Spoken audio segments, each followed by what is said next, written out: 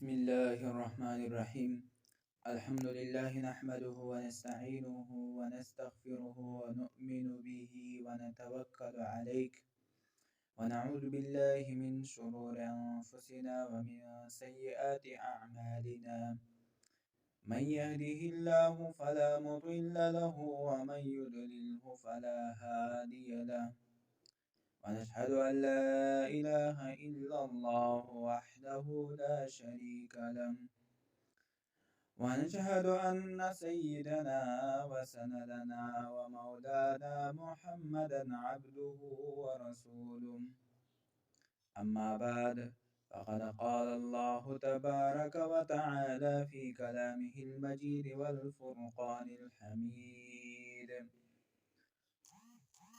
أعوذ بالله من الشيطان الرجيم. بسم الله الرحمن الرحيم. ألف لام ميم. ذلك الكتاب لا ريب فيه هدى للمتقين الذين يؤمنون بالغيب ويقيمون الصلاة ومما رزقناهم ينفقون. وفي رواية قال النبي صلى الله عليه وسلم: خيركم من تعلم القرآن وعلمه. اما بعد، میرے محترم دوستو، آج ہمارا بیان قرآن مجید کے بارے میں ہوگا اور قرآن مجید کے سیکھنے اور سکھانے کے بارے میں ہوگا۔ میرے محترم بھائی دوستو، اللہ تعالیٰ نے ہمارے اوپر ایک ایسا کتاب جو تمام کتابوں سے افضل ہے، ایسا کتاب ہمارے اوپر اللہ تعالیٰ نے نازل فرمایا ہے، اور ہمیں اس کتاب کی قدر کرنی چاہیے۔ یہ اللہ تعالیٰ کی عظیم الشان نعمت ہے ہمارے اوپر کہ اللہ تعالیٰ نے ہمارے اوپر قرآن مجید جیسا عظیم الشان کتاب کو نازل فرمایا، اور ایسے نبی صلی اللہ علیہ وسلم کی امت میں پیدا فرمایا جس کے اوپر یہ قرآن مجید نازل فرمایا گیا ہے۔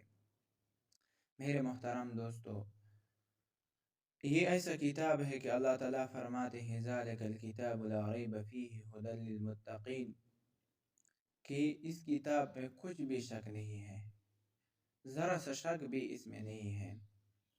میرے محترم دوستو، اس میں کچھ شک نہیں ہے، اور اللہ تعالیٰ نے ہمارے اوپر یہ کتاب نازل فرمایا ہے، اور نبی کریم صلی اللہ علیہ وسلم اس کتاب کے علم کے سیکھنے کے بارے میں فرماتے ہیں، سمجھنے کے بارے میں فرماتے ہیں کہ تمام زمین کے اوپر دیکھا جائے تو آسمان میں سے زمین کے اوپر سب سے بہترین مخلوق وہ لوگ ہیں جو قرآن کو خود سیکھتے ہیں اور دوسروں کو سکھاتے ہیں۔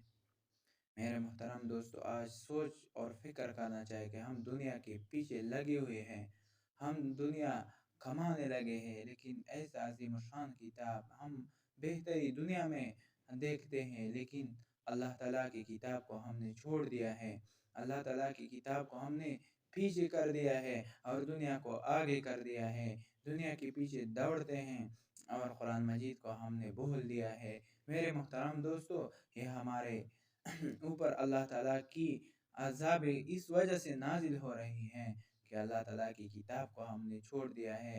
ہمارے ملکوں میں امن ختم، ہمارے گھروں میں امن ختم، ہمارے گھروں میں نہ اتفاقیہ نہ چاقیہ، اور اس طرح دوسری طرف دیکھا جائے تو اولاد پہلے فرمان بردار پھر نافرمان، یہ ہمارے گناہوں، ہمارے اپنے اللہ تعالیٰ کی عظیم الشان کتاب کو چھوڑنے کی وجہ ہے۔ اس وجہ سے اللہ تعالیٰ کے بہترین مخلوق کو دیکھا جائے تو وہ قرآن مجید سیکھنے اور سکھانے والے ہیں۔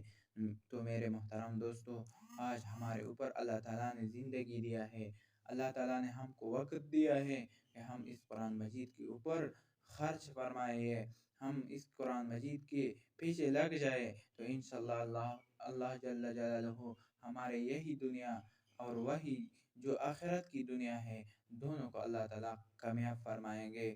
یہ قرآن مجید ایک عظیم الشان کتاب ہے، یہ قرآن مجید انسان کے لیے اس دنیا میں سفارشی بن کے سفارشی آ جائے گا، اور انسان کو اس